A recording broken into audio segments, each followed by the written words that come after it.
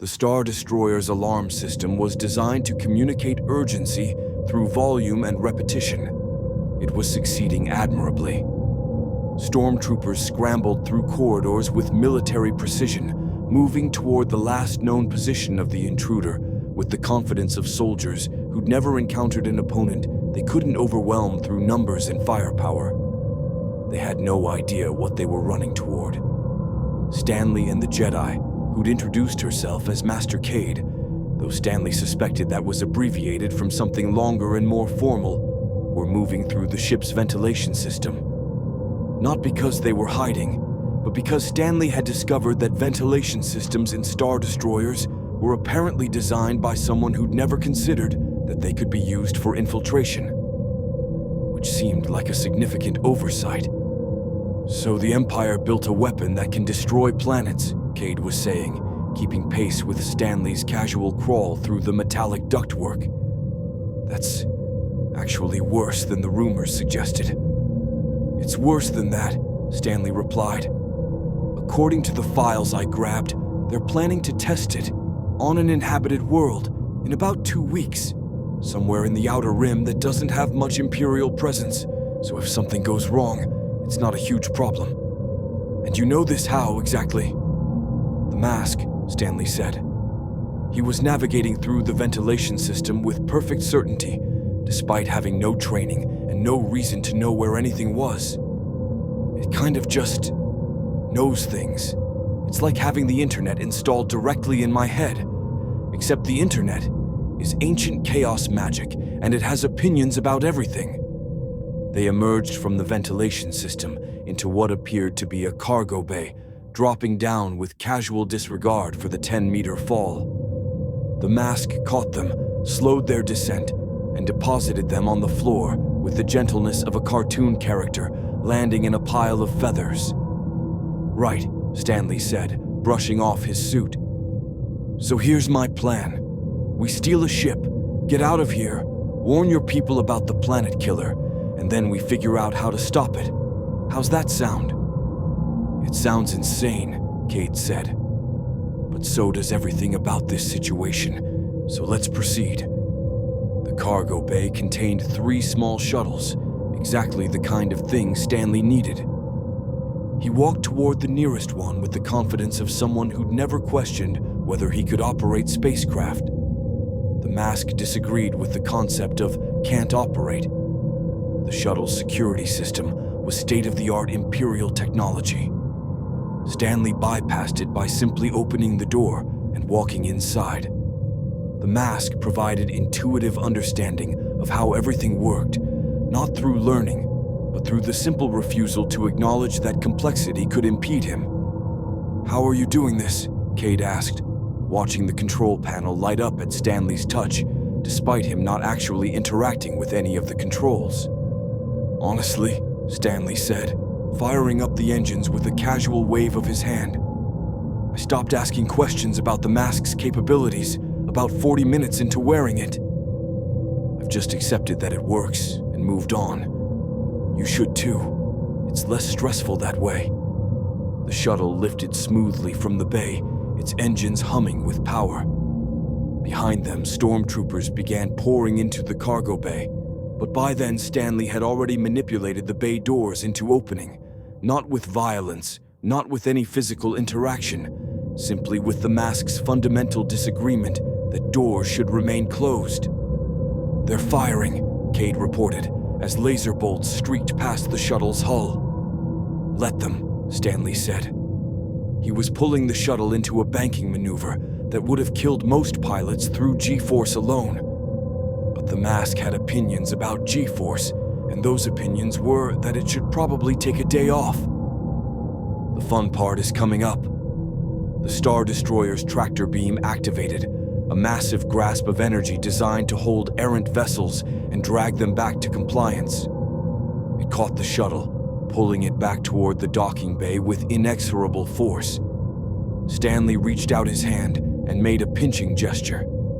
The tractor beam winked out of existence. Not shut down, simply ceased to be, like the universe had decided it was no longer necessary.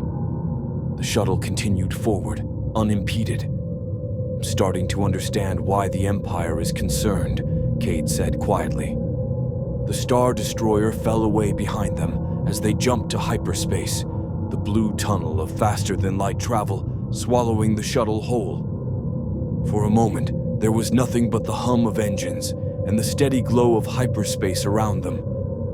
"Okay," Stanley said, setting the autopilot to a general heading that the mask assured him led to rebel sympathetic territory.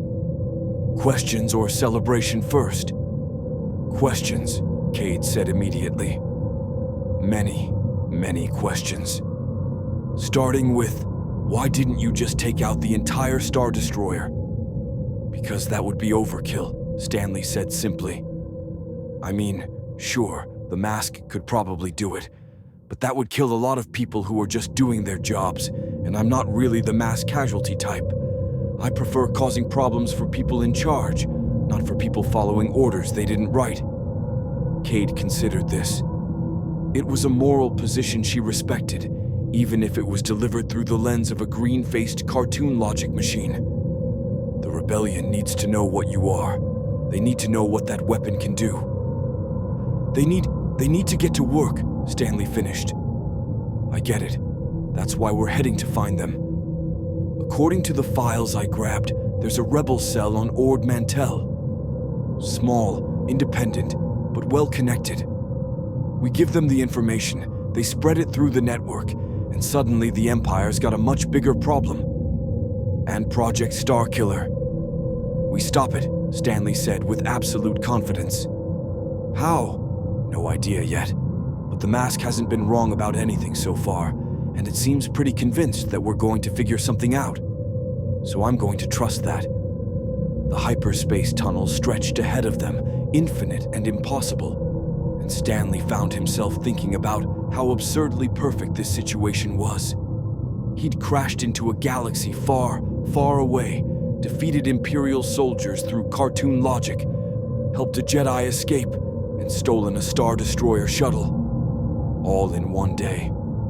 All while wearing a mask that seemed to believe that impossible was just another word for not yet tried. "Tell me something," Cade said.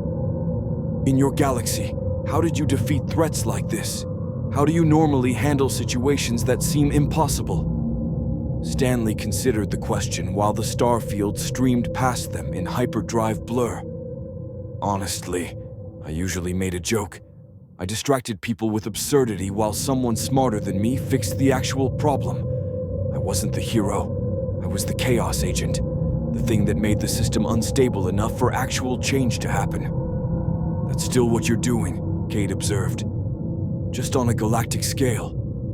"Yeah," Stanley said, and his grin widened. "I'm getting better at it." On the Star Destroyer, Inquisitor Vex was filing her report directly to Lord Vader himself. The transmission traveled through Imperial channels at light speed, arriving at the massive command ship that followed Vader wherever he went. Vader listened to the report in silence, his breathing the only sound in his meditation chamber. When Vex finished, there was a long pause.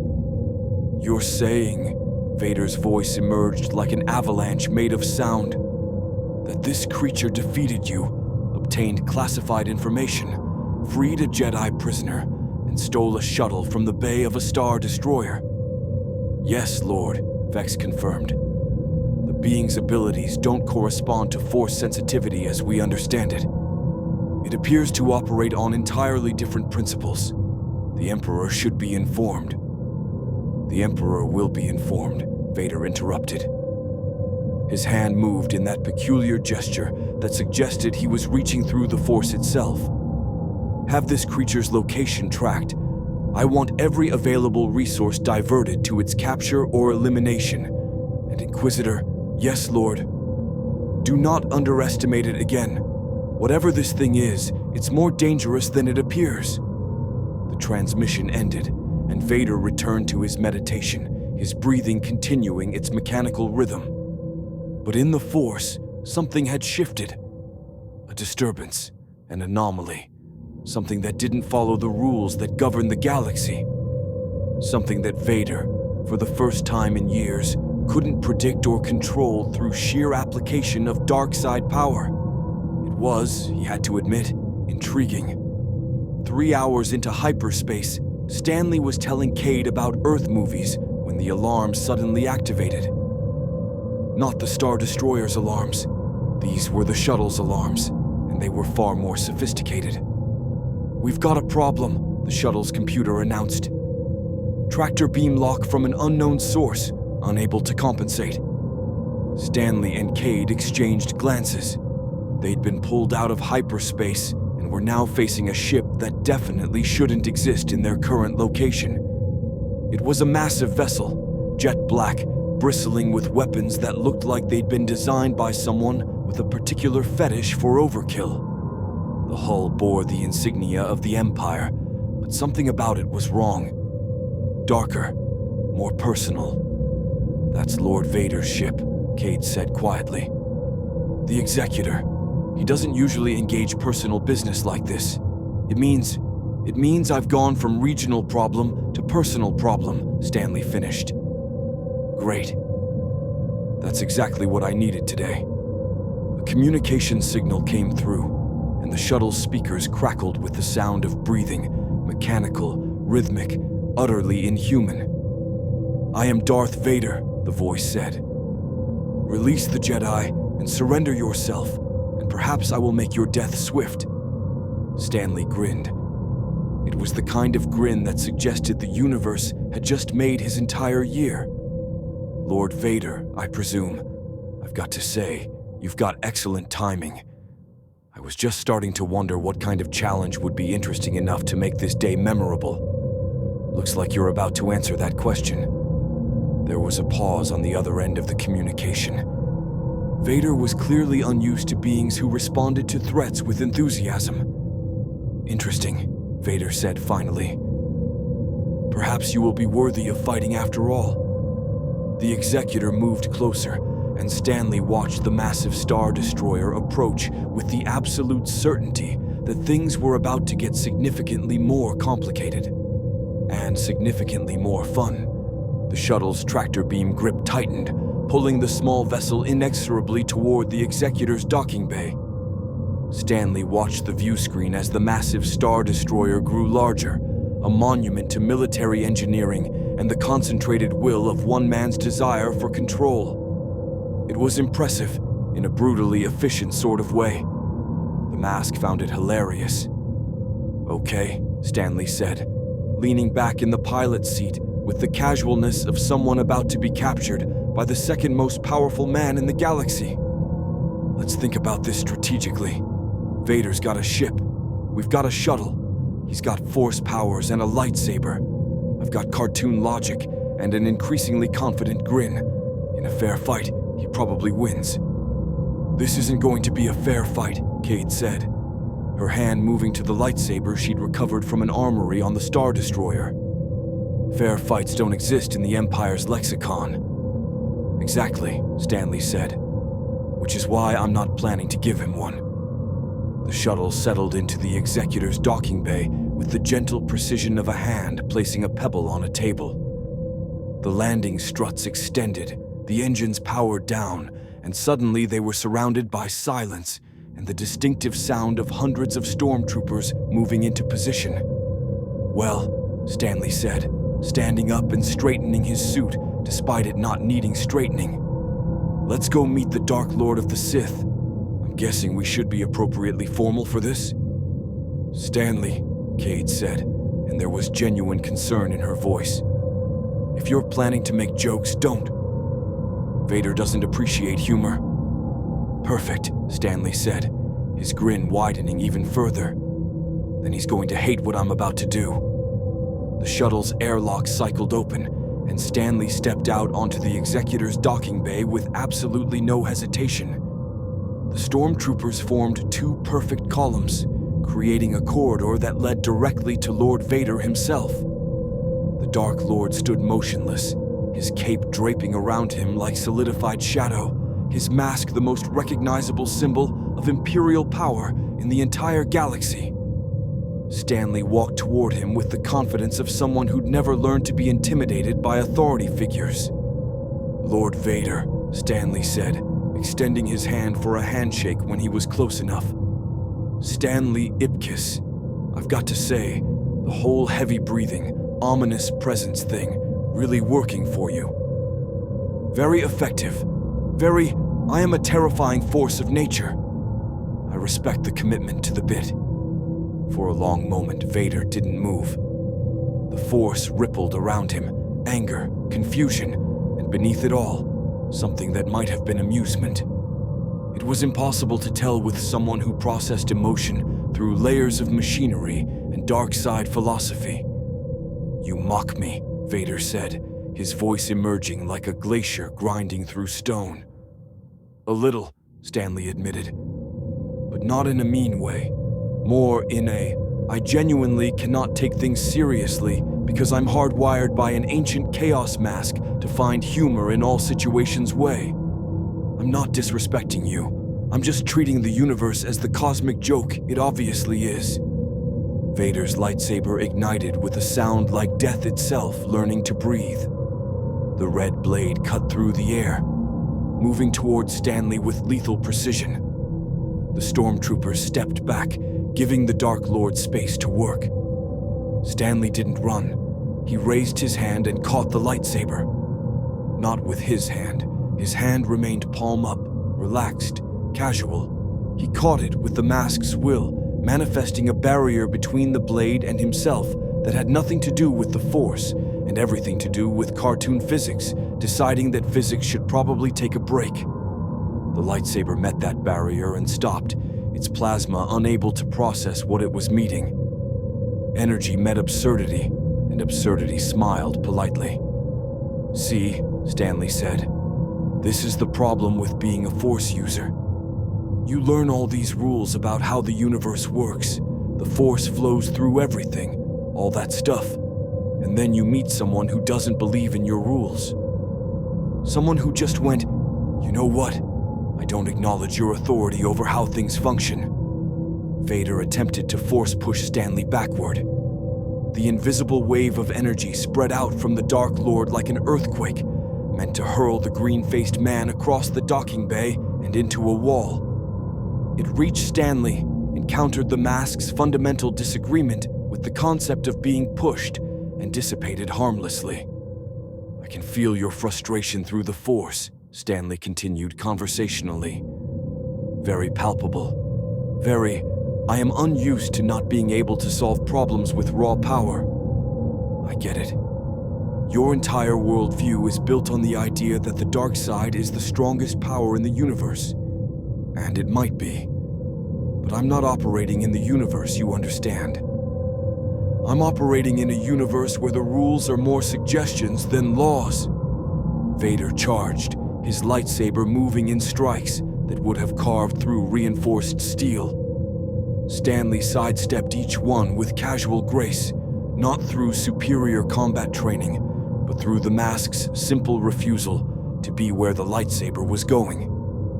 It was like fighting someone who existed slightly out of phase with reality, present enough to interact, but absent enough to avoid consequence. You're fast, Stanley said, dancing between strikes.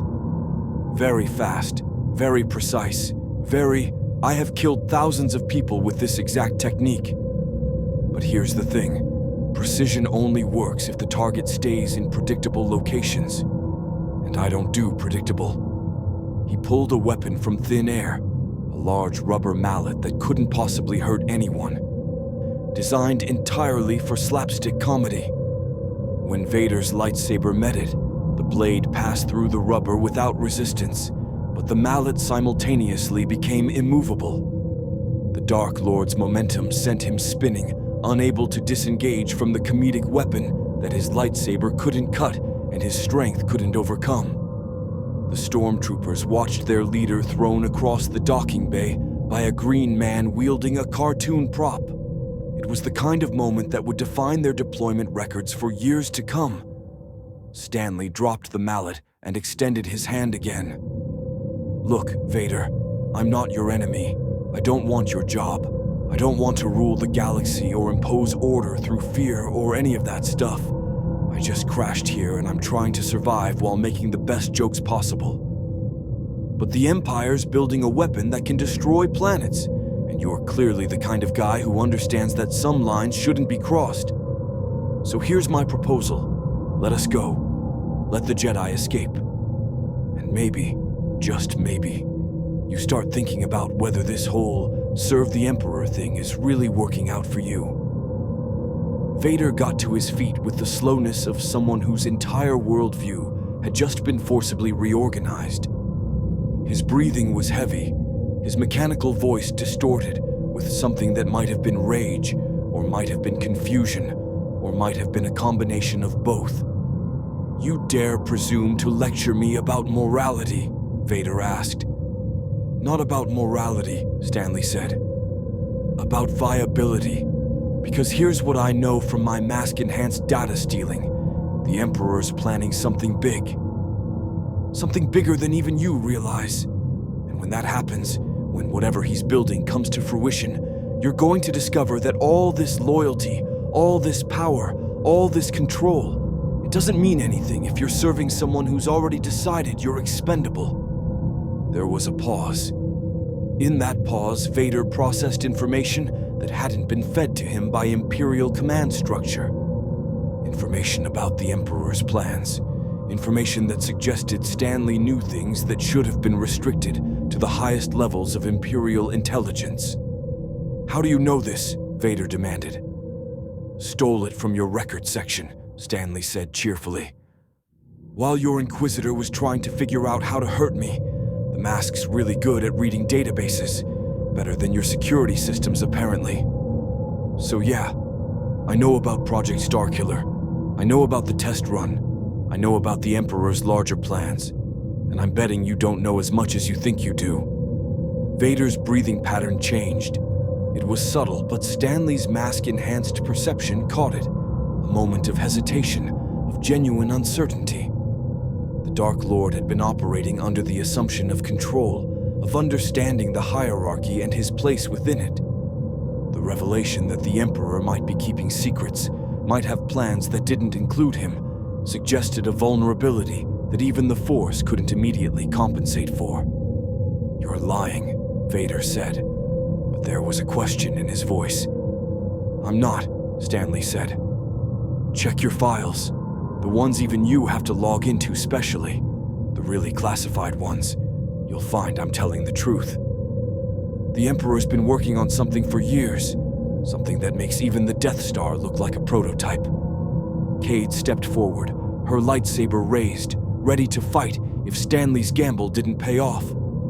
Around them, stormtroopers watched their Lord Vader, waiting for his orders, unsure whether to attack or stand down.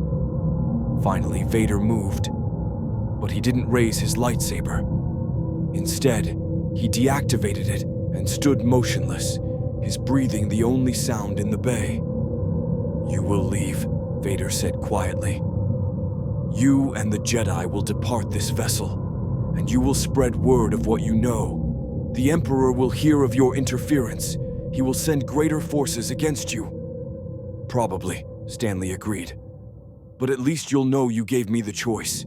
At least when everything goes sideways with the Emperor, you can tell yourself you're not entirely responsible for what happens next."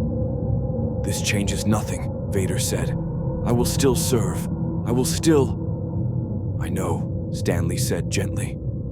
"The mask sees a lot, and one thing I'm seeing is a man trapped by his own choices, trying to convince himself they were the right ones. That's sad. But it's also not my problem to solve. My problem is stopping a weapon from destroying a planet. Everything else is just context." He turned and walked back toward the shuttle, expecting stormtroopers to stop him, expecting a lightsaber blade in his back, expecting anything that would suggest Vader had changed his mind. None of that happened. Instead, the tractor beam released, and the shuttle's engines were allowed to fire freely. The docking bay doors cycled open, and Stanley guided the small vessel out into space, leaving the Executor behind. It wasn't until they were several kilometers away that Cade spoke.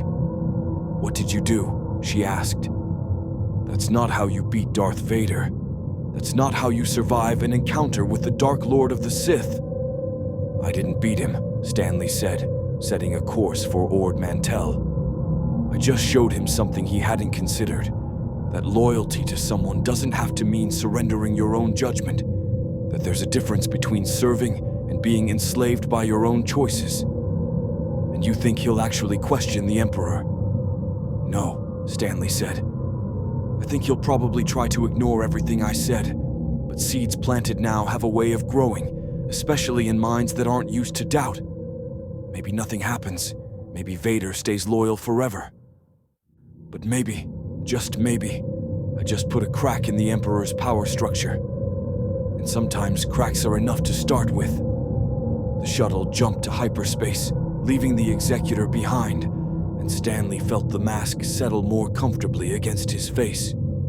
He just had a conversation with one of the most powerful men in the galaxy and lived to tell about it. And he'd done it not through superior force, but through superior understanding of how people worked.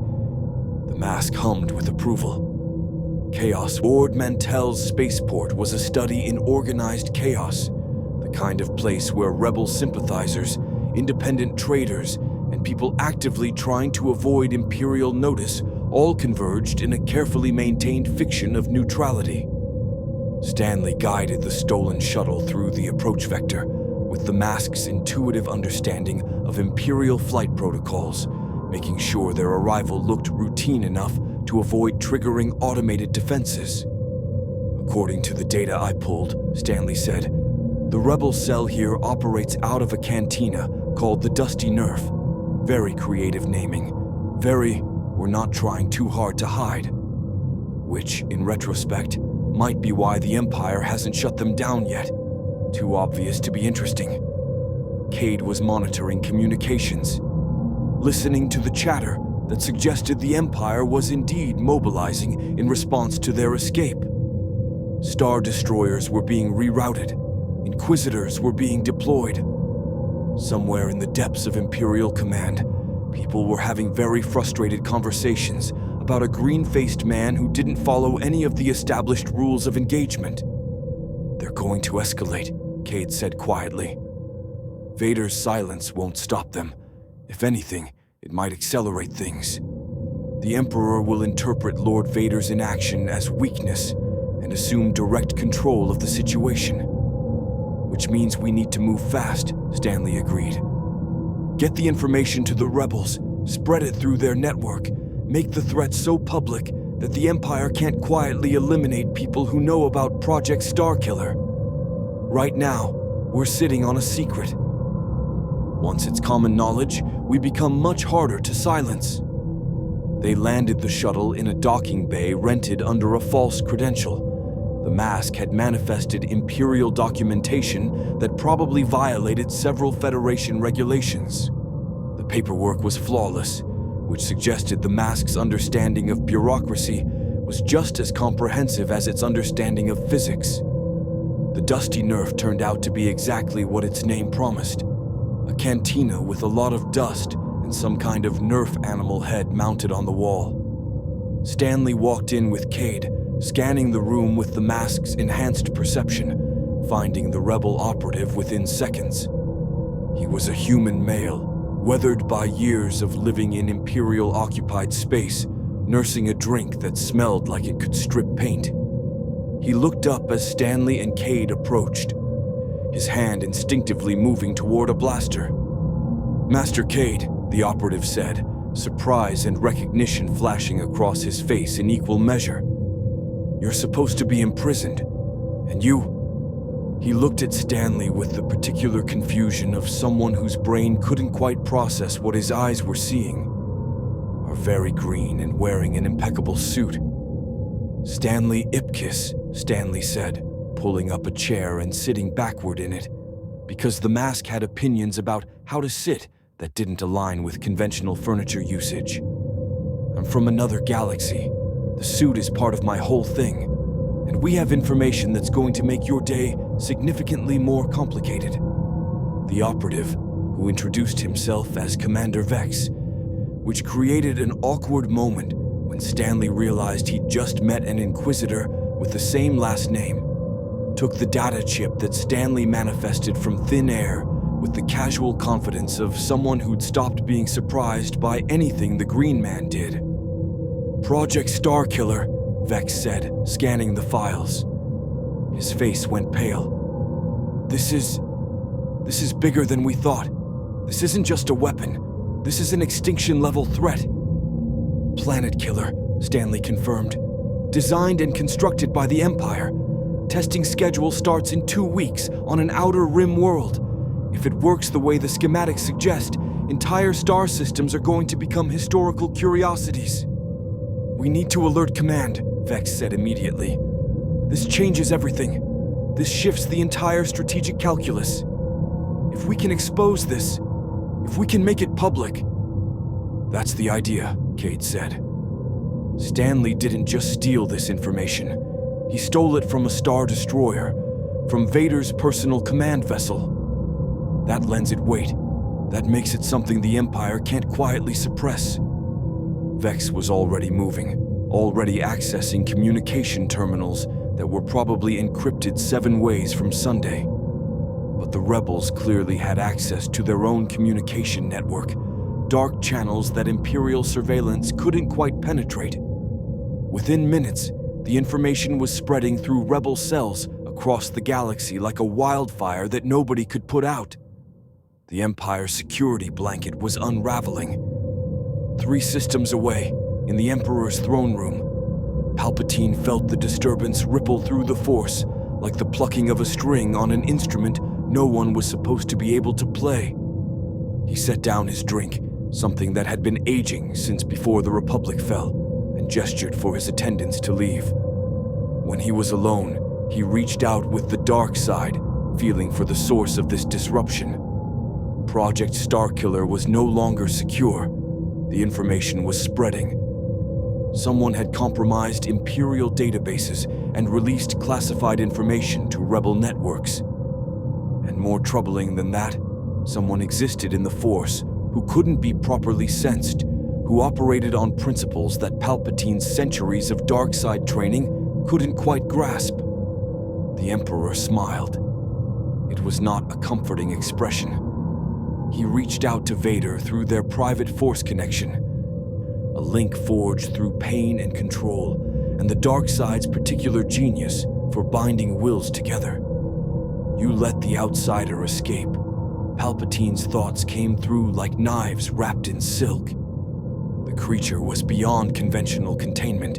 Vader's response came back, carefully neutral. It would have required escalation that might have drawn unnecessary attention. And yet attention has been drawn. The entire galaxy will know about Starkiller within hours. Tell me, Lord Vader, was this part of your plan? To undermine my work? To suggest that my vision for this galaxy is flawed? There was a pause, a microsecond of hesitation that the Emperor caught like a hawk catching a field mouse. "No, Master," Vader responded. But the Emperor could taste the uncertainty, could feel the crack that had been placed in his most loyal servant's resolve. The Emperor's smile widened. How interesting. Perhaps it's time to remind you why loyalty to me is the only viable path forward.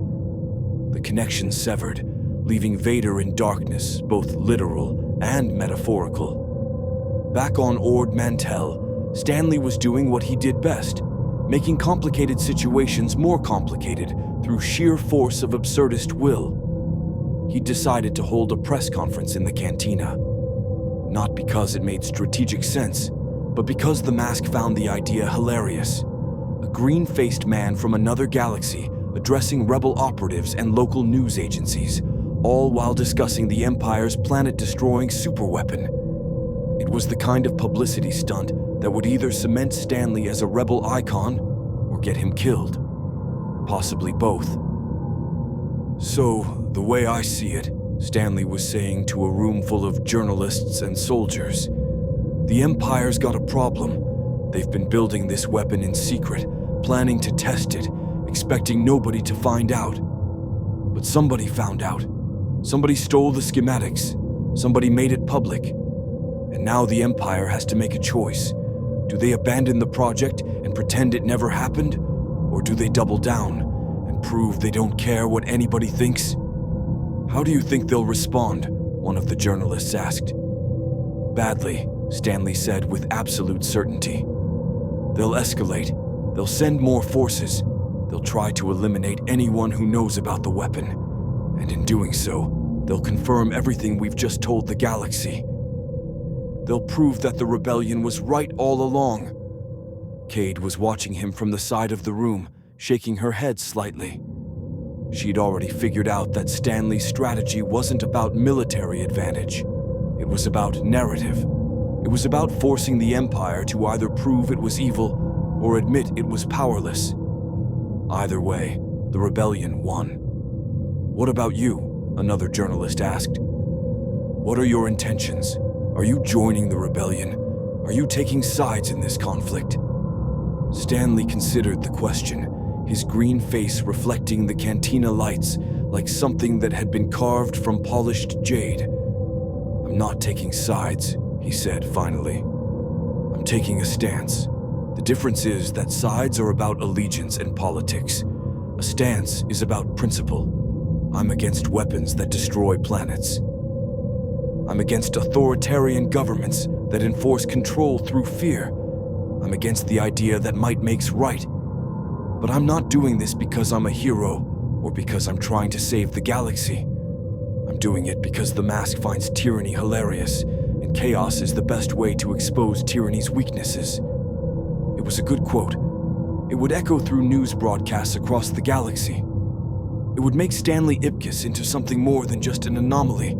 It would make him into a symbol. And symbols, Stanley was discovering, were far more dangerous to established power structures than individual warriors could ever be. In the depths of space, aboard a small research vessel, a scientist watched the news broadcasts and felt ice settle in her stomach. She'd worked on Project Starkiller for 3 years. She'd helped design the targeting systems. She'd helped build the weapon that was supposed to prove the Empire's absolute power. Now the galaxy knew about it, and the Empire was about to demonstrate exactly how far they'd go to keep it secret. She made a decision that would change everything. She deleted her personal files. She sent encrypted messages to rebel contacts she'd been secretly maintaining. And she set a timer that would, in exactly 12 hours, transmit her complete research notes and design specifications to every major rebel cell in the known galaxy. If the weapon was going to exist, the rebels deserved to know how to stop it. Back on Ord Mantell, Stanley felt the mask vibrate against his face with that particular frequency that meant something major was about to happen.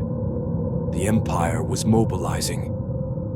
Vader was being called to account for his failure to capture the Green Man, and somewhere in the bureaucratic depths of Imperial Command, someone was making the decision to send overwhelming force. Not to capture Stanley anymore, to eliminate him. "We need to move," Cade said, appearing at Stanley's shoulder. "The data networks are showing 3 Star Destroyers being rerouted toward this sector. They'll be here in 6 hours." "Good," Stanley said, standing up and adjusting his suit one final time. "That gives us enough time." "Enough time for what?" Cade asked. "To steal a bigger ship," Stanley said with a grin that suggested the universe was about to experience something it wasn't prepared for. "Because if the Empire's going to send overwhelming force, we're going to need overwhelming counterforce. And I've got an idea about where we can find it." The mask hummed. Somewhere in the Outer Rim, a rebel base didn't know it was about to receive the most unconventional reinforcement in military history. And the Empire didn't know that the real chaos was only just beginning. The rebel base on Thela Station orbited a gas giant that had never been officially mapped by the Empire. Exactly the kind of strategic advantage that meant survival for a resistance movement that couldn't afford to lose wars. Stanley's stolen shuttle descended through the station's docking protocols with the mask's characteristic disregard for proper security procedures, and within minutes, he and Cade were standing in front of the base commander.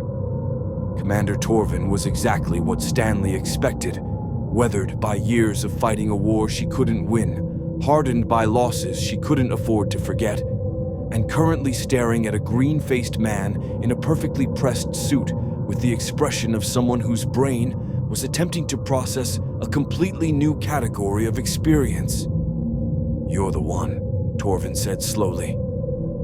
"The one who stole Project Starkiller's schematics, the one who humiliated 3 TIE fighters, the one who apparently had a conversation with Darth Vader and walked away alive." "Guilty on all counts," Stanley said cheerfully. "Also, I'm from another galaxy. The suit never wrinkles, and the mask occasionally has opinions about strategy that turn out to be right. But yes, that's basically my entire resume." Torvin looked at Cade. "Is he serious?" "Completely," Cade confirmed. "And everything he's told you about Project Starkiller is accurate. The Empire's building a weapon that can destroy planets. They're testing it in 2 weeks, and they're going to be very motivated to eliminate anyone who interferes." "Which brings me to why we're here," Stanley said, manifesting a data chip from thin air and setting it on Torvin's desk.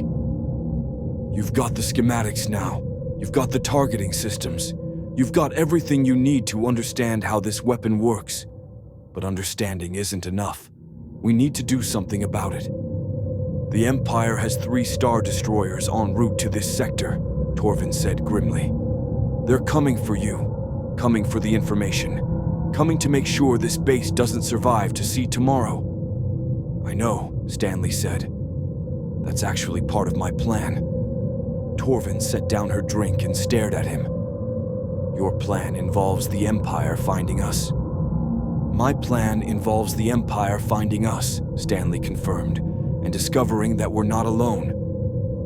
Because I've got an idea about where we can get some serious firepower." He pulled up a holographic projection, the mask manifesting data directly into the station's systems with a casual disregard for cybersecurity protocols. The projection showed a location deep in the outer rim, coordinates that made Torvin's eyes widen. "The Rakata Temple," she breathed. "That's legend. Ancient Jedi technology. Weapon systems that predate the Empire by millennia. It's supposed to be destroyed. Sealed. Impossible to access." "It is," Stanley agreed. "But the mask has old information. Very old information. Loki's been around for thousands of years, and he had opinions about where to hide the really good stuff. Apparently, a Rakata space fortress counts as really good stuff." "You're talking about raiding an ancient Sith temple," Torvin said. "In a stolen shuttle, while 3 Star Destroyers are hunting you." "Technically," Stanley said, "I'm talking about raiding an ancient Rakata temple that happens to contain technology that could balance the military scales. The Sith versus Rakata thing is just historical context. The important part is that the Empire doesn't know about it, doesn't control it, and probably has no idea how to operate it." Cade stepped forward. "It could work. If we can access the temple's weapon systems, if we can get them operational before the Star Destroyers arrive." "Then we stop the Empire's assault," Torvin finished. She was already thinking strategically, already running the calculations. "But even if we can access ancient technology, even if we can get it working, the Emperor will respond with overwhelming force. He won't stop until every trace of rebel resistance is eliminated." "Probably," Stanley acknowledged. "But by then, the rebellion will be something the Empire can't ignore. Right now, you're a problem. If I help you become a threat, if I help you prove you can stand against Imperial military might, you become something more. You become hope. And hope is the one thing the Emperor can't kill with TIE fighters." Torvin made a decision. It was the kind of decision that would define the next phase of the rebellion, the moment they stopped reacting to Empire aggression and started taking the initiative. "Get us coordinates," she said to her navigation officer. "Prepare the assault corvettes. We're going to make a move that the Empire isn't expecting." The raid on the Rakata temple required exactly 4 hours of preparation, and precisely the kind of chaotic planning that Stanley's mask-enhanced problem-solving excelled at. The assault team, a mix of veteran rebel pilots and Jedi survivors like Cade, loaded themselves into corvettes that were probably too small for what they were about to attempt. The temple itself emerged from the gas giant's upper atmosphere like something that had been waiting millennia for someone foolish enough to return. It was massive, kilometers across, a geometric impossibility of metal and ancient technology that predated the current galactic order by so much that it might as well have been alien. "Scanners are picking up defense systems," the lead pilot reported. "Multiple arrays, multiple orientations. If this thing decides we're threats, it won't," Stanley said from the lead corvette. He was running purely on the mask's intuition at this point, operating on information he couldn't explain, but absolutely trusted. The Rakata temple doesn't care about current politics. It cares about the people who know how to speak its language, and I speak its language. The corvettes descended toward the temple's central spire, moving slowly enough to appear non-threatening. Stanley's intuition was already guiding them through the defense grids, not by hacking them, not by disabling them, but by simply existing in the spaces between their attention. It was like navigating through a maze by refusing to acknowledge the maze existed. The docking bay doors cycled open. The ancient technology recognized something in the mask that transcended millennia. The Rakata had been aligned with chaos magic in ways that predated the Sith by centuries. Loki's mask carried echoes of those ancient agreements. They landed without incident, and Stanley led the assault team into the temple's interior. The corridors stretched endlessly, filled with technology that looked more organic than mechanical, more like the temple was a living thing than a constructed vessel. Holographic projections flickered to life as they passed, Rakata scientists long dead, their recorded instructions echoing through time.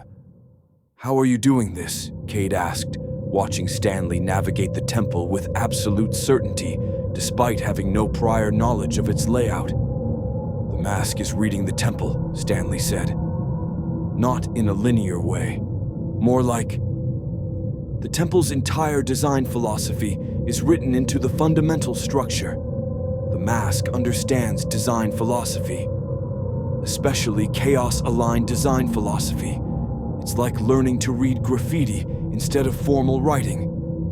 They reached the central chamber, a vast space where ancient Rakata technology hummed with barely contained power.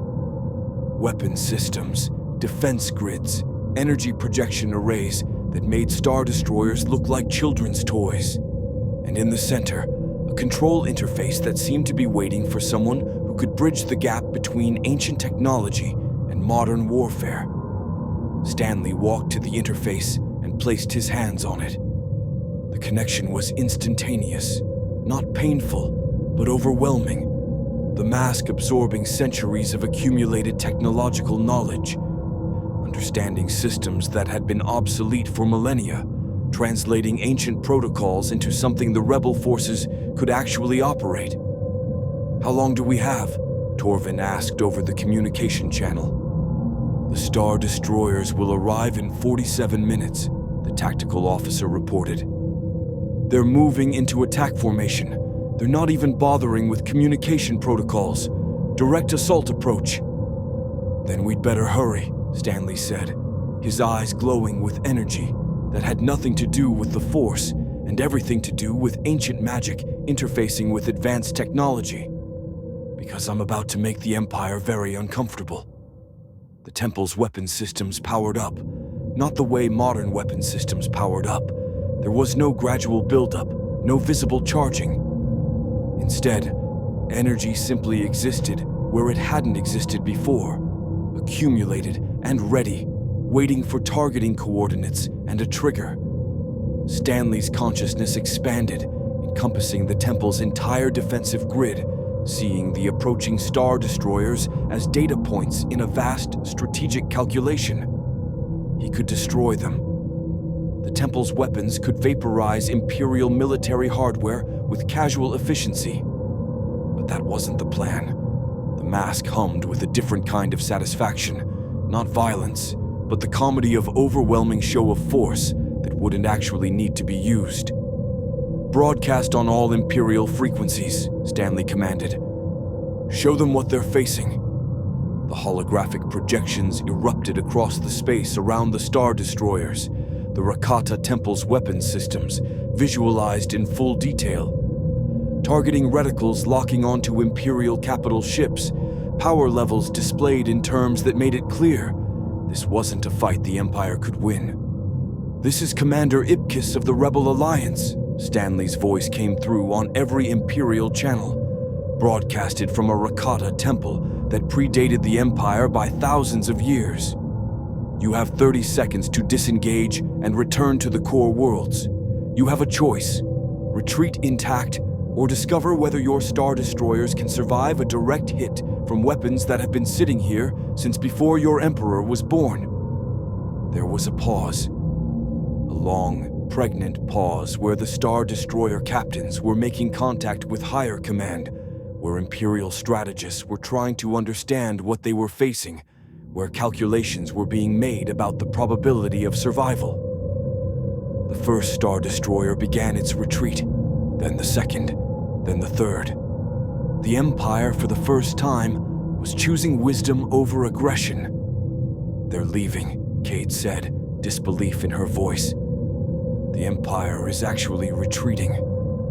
"Not retreating," Stanley corrected, the glow fading from his eyes as the mask released its connection to the Rakata systems. "Reassessing. The Emperor will send more forces. The Empire will escalate. But they've just learned something important. The Rebellion has access to technology that changes the military calculus. And that knowledge is worth more than any single battle." Torvin's voice came through the communication channel, controlled but triumphant. "You did it!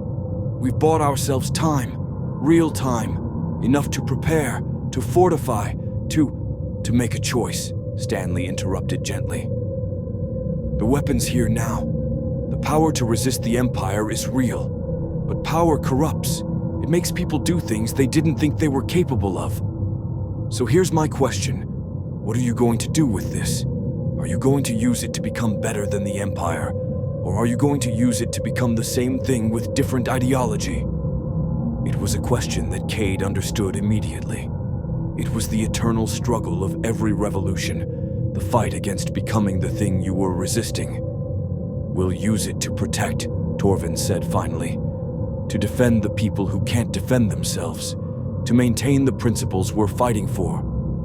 "Good answer," Stanley said. The mask vibrated with something that might have been approval.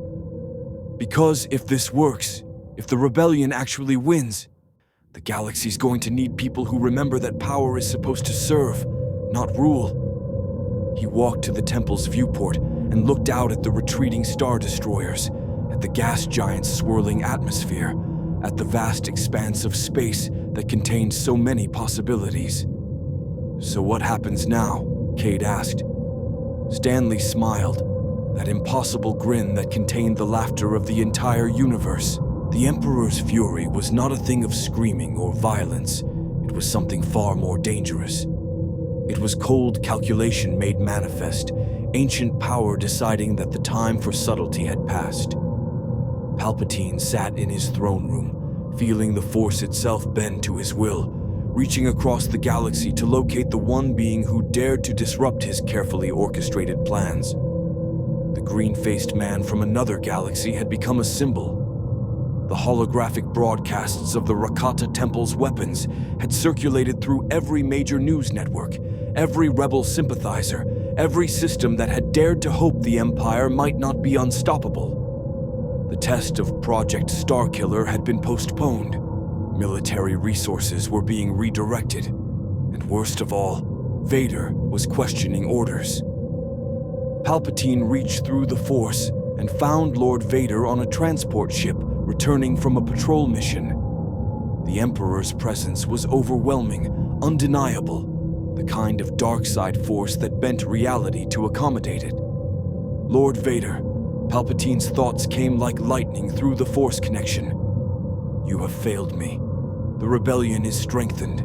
The outsider remains free. And now there is a Rakata temple armed against the Empire. Explain yourself. Master, Vader's response came carefully. The creature operates outside normal parameters. It cannot be defeated through conventional. I do not care about conventional, Palpatine interrupted. I care about results. You will go to Thela Station. You will destroy the rebel base. You will capture or kill the Green One. And you will do this without further delays or excuses. The connection severed, leaving Vader in a kind of isolation that was possibly worse than active communication. The Emperor had moved from disappointment to action. That meant escalation. That meant Vader would be given resources and autonomy to accomplish his mission through any means necessary. And it meant Stanley Ipkiss's time was running out. On Thela Station, Stanley was taking inventory of his situation, using the mask's enhanced analytical capabilities. The numbers weren't encouraging. The Empire had 3 battle groups being rerouted toward the sector. Vader was being sent personally. And somewhere in Imperial space, the Emperor was making the kind of decision that got entire civilizations destroyed. We need to evacuate, Torvin was saying, studying the strategic displays. Get the civilian population to safety. Move the base's critical systems. Prepare for siege. No, Stanley said, and his voice carried a weight that hadn't been there before. We need to go on offense. Against Vader. Torvin stared at him. Against the Emperor's personal instrument of death. That's suicide. It's strategy, Stanley corrected. Right now, the Emperor thinks I'm a problem to be solved, a variable to be eliminated. But what if I become something different? What if I become a target he has to respond to personally? What if I force his hand? Cade understood immediately.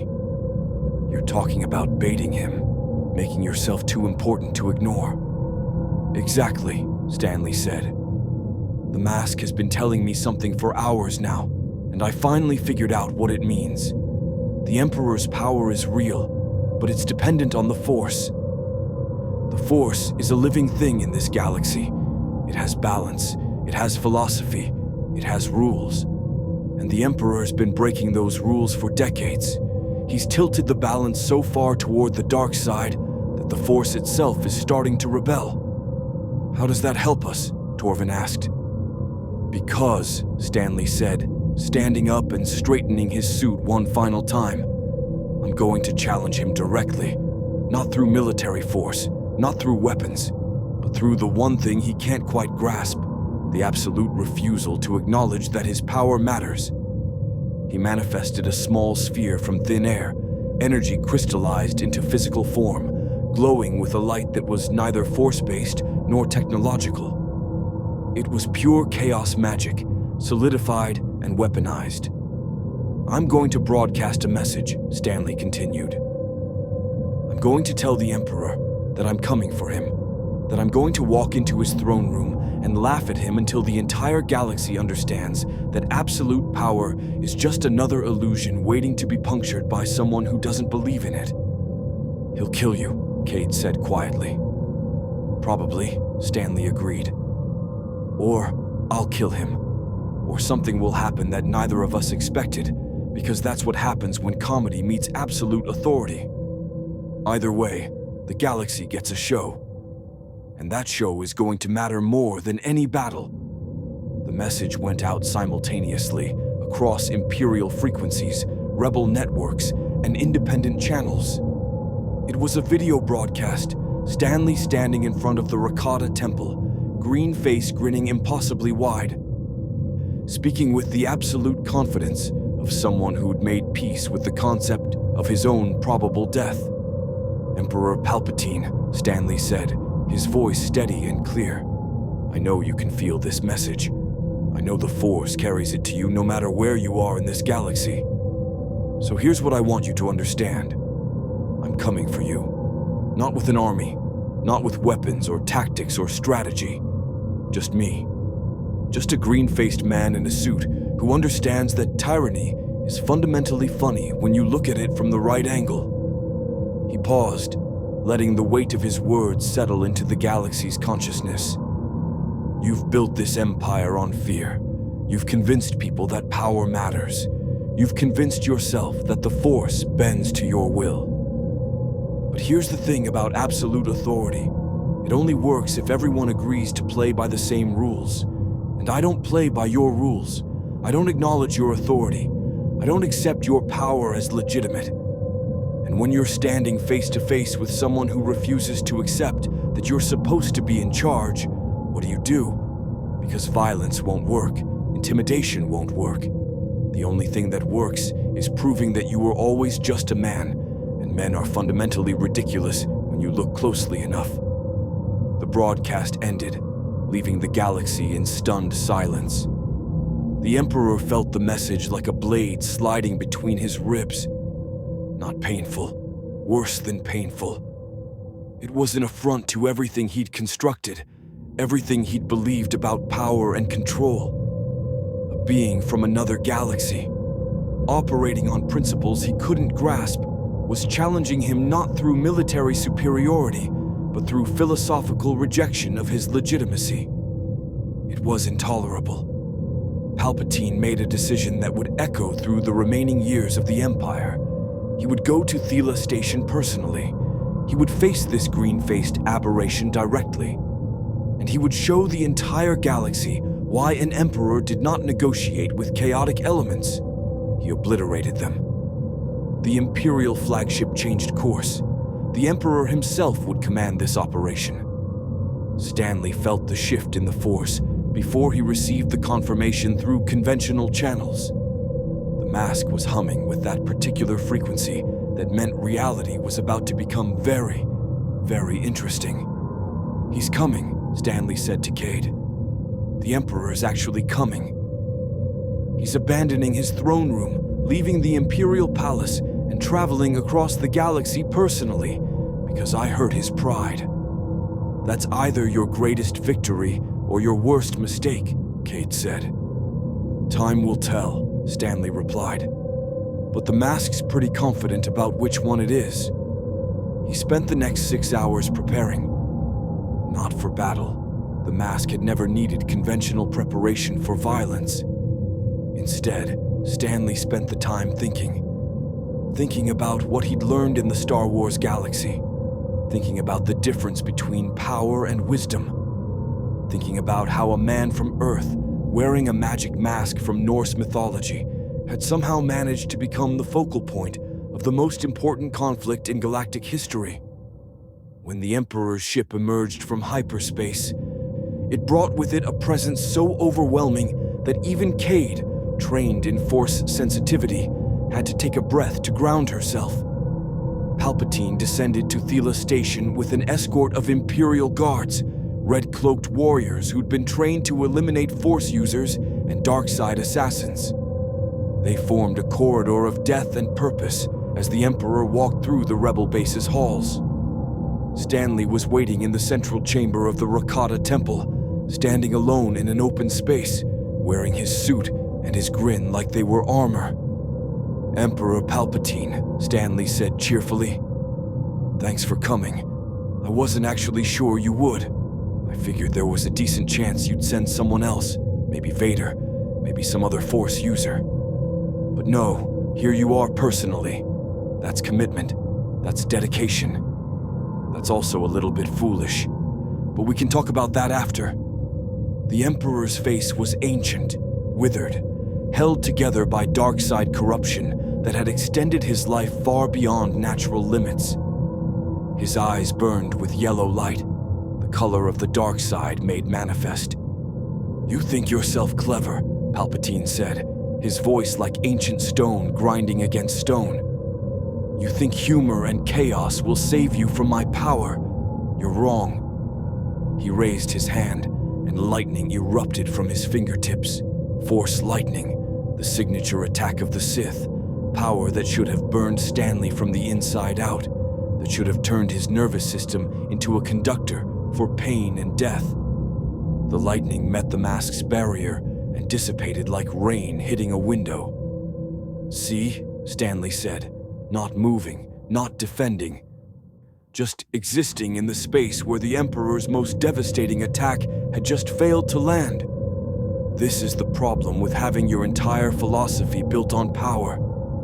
Power is only powerful if people accept that it's powerful. And I don't. The Emperor tried again. Force lightning erupted in different patterns, different intensities, drawing on deeper wells of the dark side. The mask deflected each one, not through opposing force, but through simple refusal to acknowledge the attack's legitimacy. "You're stalling," Stanley observed. "Trying different approaches, trying to find the weakness in my defense. That's because you're still thinking within the constraints of a power-based system. But what if there is no weakness? What if the only way to defeat me is to stop trying to defeat me and start trying to understand me? And what if understanding means admitting that everything you've built is fundamentally ridiculous?" The Emperor's expression shifted. For the first time, Palpatine experienced something he hadn't felt in centuries: genuine uncertainty. His power wasn't failing. His force connection was as strong as ever. But none of it mattered against an opponent who'd simply decided power wasn't relevant. "I will kill you," Palpatine said. But there was a question in his voice now.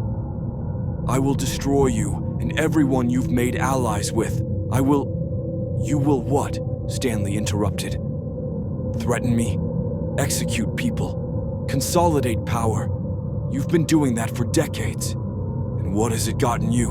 An empire that hates you, a Sith apprentice who questions your orders. A galaxy that's starting to think maybe authority isn't as absolute as you've been claiming.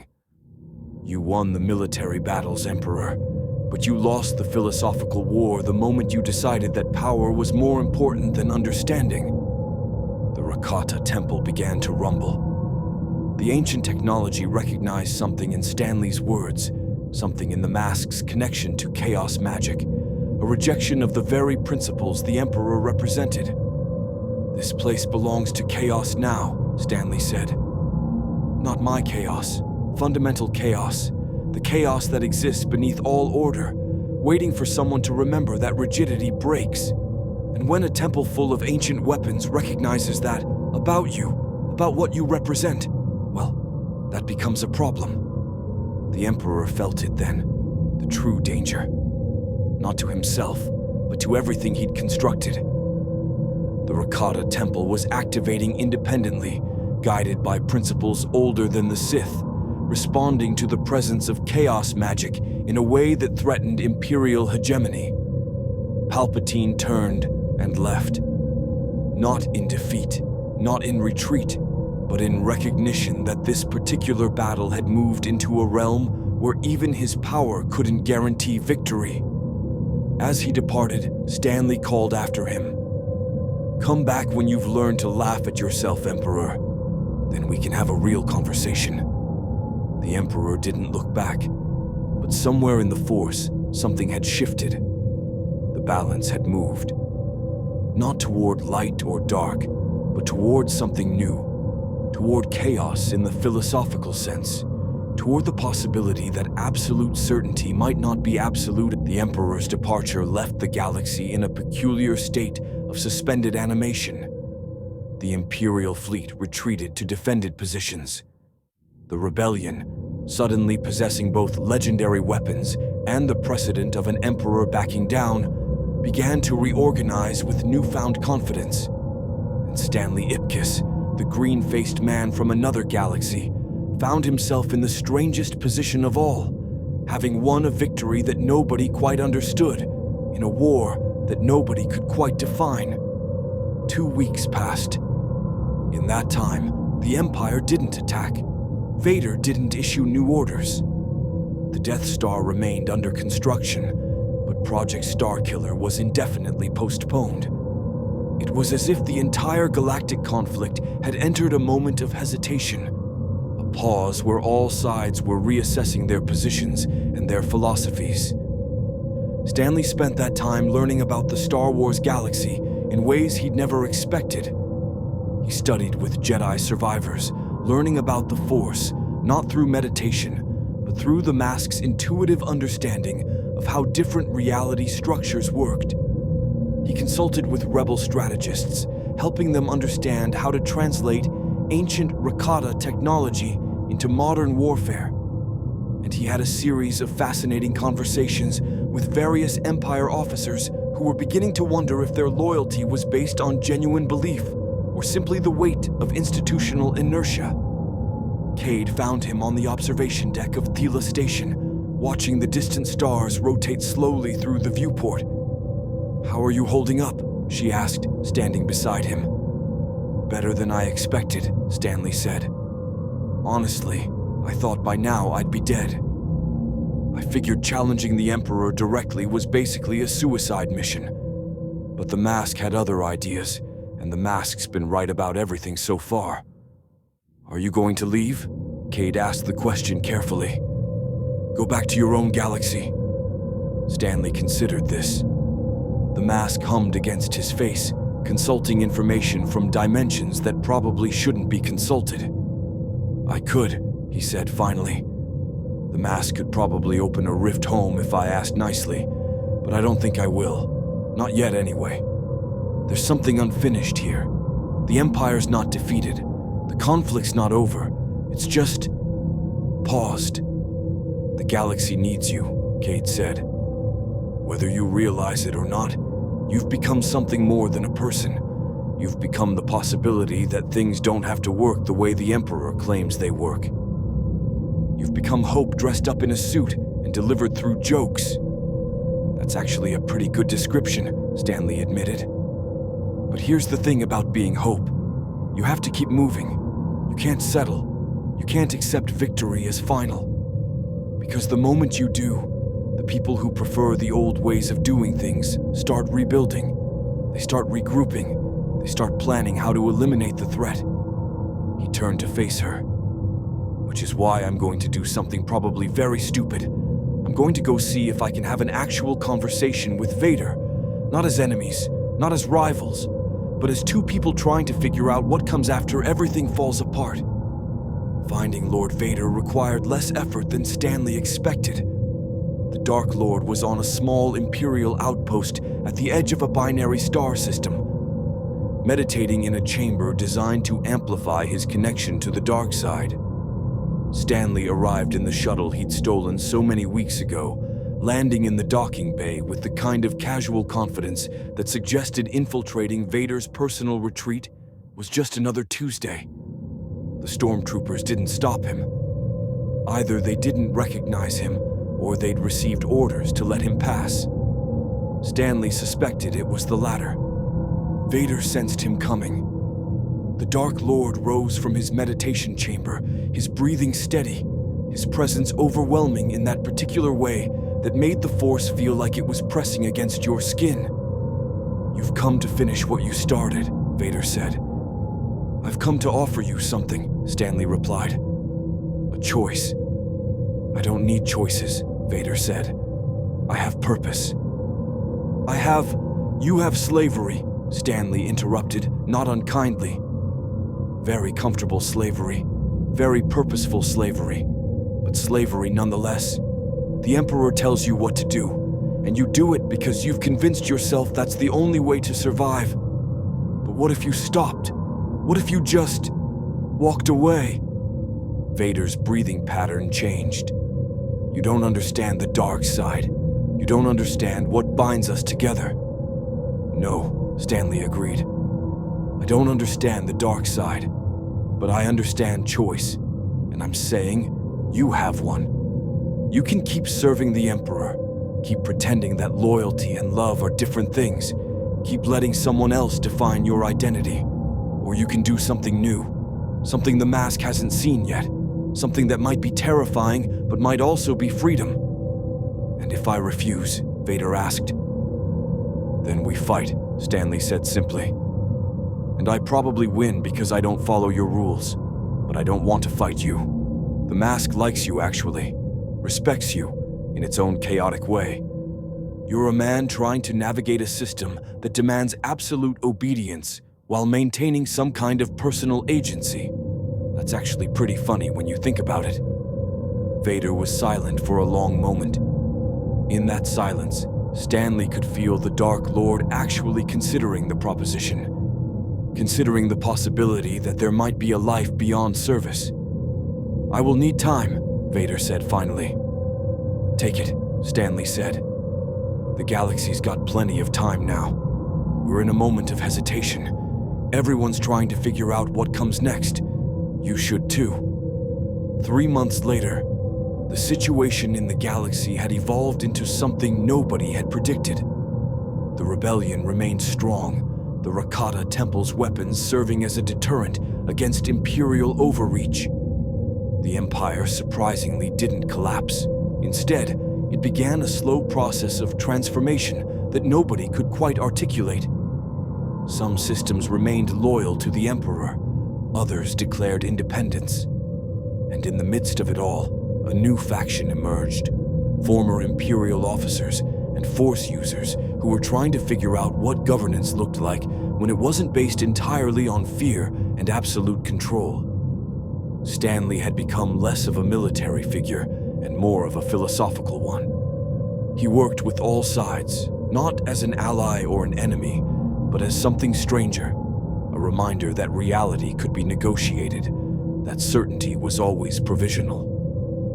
That the universe was fundamentally more interesting when you refused to take it seriously. Cade found him in the cantina on Ord Mantell, where his adventures in the Star Wars galaxy had essentially begun. The same rebel woman from months ago was there, watching the news broadcasts of political negotiations between Empire remnants and Rebel Alliance representatives. Big things are happening, Cade said, sitting across from him. The galaxy's growing up, Stanley agreed. It's going to be messy for a while. People are going to want things to go back to how they were, when the rules were clear and you always knew who the bad guys were. But they won't, and eventually, people will get used to ambiguity. They'll learn that freedom is more complicated than servitude, but also more interesting. Are you staying? Cade asked. Or are you going home? Stanley looked at his hands. The mask was still there, as permanent as it had been since he arrived in this galaxy. It had never suggested going home. It had never indicated that its work here was done. It seemed content to remain, to continue existing in this reality, to keep pushing boundaries and laughing at certainty. I'm staying, Stanley said finally. For now, there's still too much chaos that needs organizing. Too many people who need reminding that they don't have to accept their circumstances as inevitable. Too many jokes that haven't been made yet. He stood up and straightened his suit one final time, a gesture that had become almost ritualistic. Besides, he said, grinning that impossible grin, the mask's got opinions about what happens next. And those opinions involve a lot of people being very surprised about a lot of things. I think I want to stick around for that. In the palace on Imperial Center, the Emperor felt the shift in the Force. The green-faced man was settling into the galaxy. He wasn't leaving. He was becoming part of the fabric of reality itself, a constant reminder that absolute power could be questioned, that certainty was always vulnerable to doubt. Palpatine reached out once more through the Force, probing for weakness, for vulnerability, for any point of attack. But he found only that same smooth surface that couldn't be grasped, couldn't be comprehended by someone bound to power-based philosophy. The Emperor made a decision that surprised even him. He would wait. He would study this anomaly from a distance. Perhaps there was something to be learned here. Perhaps the Green Man's chaos held lessons that even an ancient Sith Lord should comprehend. On a distant outer rim moon, Vader stood in meditation, but his meditation was different now. He wasn't reaching for connection to the dark side. He was simply sitting with uncertainty, learning to be comfortable with the possibility that his future didn't have to be predetermined. In a small cell on Coruscant, a young Jedi Padawan read reports of the green-faced man's actions and wondered what it would have been like to study under someone who operated entirely outside the Force-based paradigm that had defined Jedi training for millennia. Across the galaxy, in cantinas and spaceports and remote outposts, beings of every species told the story of the green-faced man who challenged an emperor and walked away laughing. The stories changed in the telling. In some versions, he was a god. In others, a madman. In most, a simple man who understood that the greatest power of all was the ability to see through pretense and find humor in the gap between reality and illusion. Stanley Ipkiss, once an ordinary man from Earth, had become a legend in a galaxy far, far away. And the best part, he was only just getting started. The mask hummed with contentment. Somewhere in the Force, the balance had shifted. Not toward light or dark, but toward something more fundamental. The possibility of genuine change, genuine choice, genuine freedom from the tyranny of certainty. And in a cantina on a minor planet, a green-faced man in a perfectly pressed suit raised his glass to toast the future. To chaos, Stanley said. To the ridiculous. To the understanding that absolute power is just another illusion waiting for someone brave enough or foolish enough to laugh at it. Across the galaxy, beings raised their glasses in return. The mask vibrated with laughter. The universe had never been the same since Stanley Ipkiss arrived, and it never would be again. When Stanley Ipkiss crashed into the Star Wars galaxy 6 months ago, nobody predicted what would follow. A green-faced man wearing a wooden mask that bent reality to comedic principles shouldn't have been able to defeat Darth Vader in combat. He shouldn't have been able to humble the Emperor through sheer force of absurdist philosophy.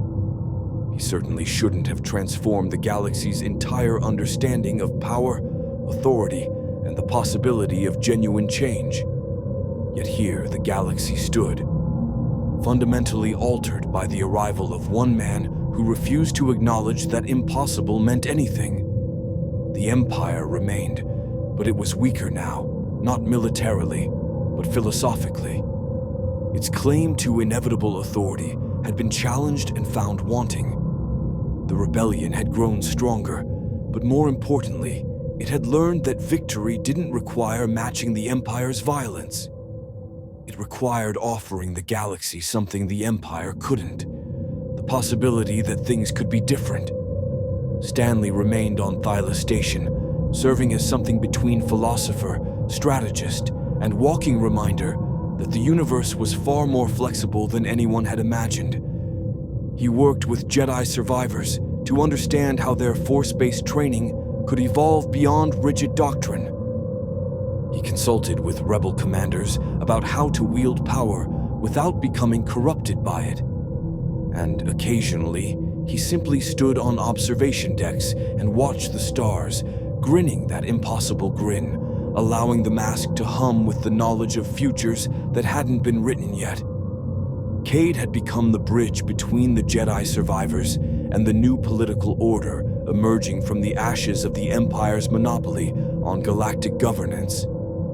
She carried Stanley's lessons into meditation chambers and war rooms alike, the understanding that certainty was provisional, that comedy and philosophy were tools as powerful as any lightsaber, and that sometimes the greatest victories came not through defeating enemies, but through showing them that their identity didn't have to be defined by their opposition. Across the galaxy, the stories continued to grow. The green-faced man from another universe became a legend, but a legend with a difference. He was still alive, still active, still pushing boundaries and laughing at the ridiculous. In time, new generations would wonder if he was real or simply a story that beings told themselves when they needed to remember that change was possible. The mask knew the truth. It had survived for millennia, worn by chaos agents and reality benders across countless dimensions. Stanley Ipkiss was simply its latest instrument, its current expression of fundamental disagreement with absolute authority and unquestioned certainty. And somewhere in the Force, something that wasn't quite the light side and wasn't quite the dark side had awakened. It was the side of possibility, the side of wonder. The side that whispered, what if things were different? What if certainty was an illusion? What if the universe was far more interesting than anyone had dared to imagine? The green-faced man in the perfectly pressed suit had brought that possibility to a galaxy that desperately needed it. And now the real work began, the long, complicated, beautiful process of actually building something new from the ruins of the old. May the Force be with you. More stories await.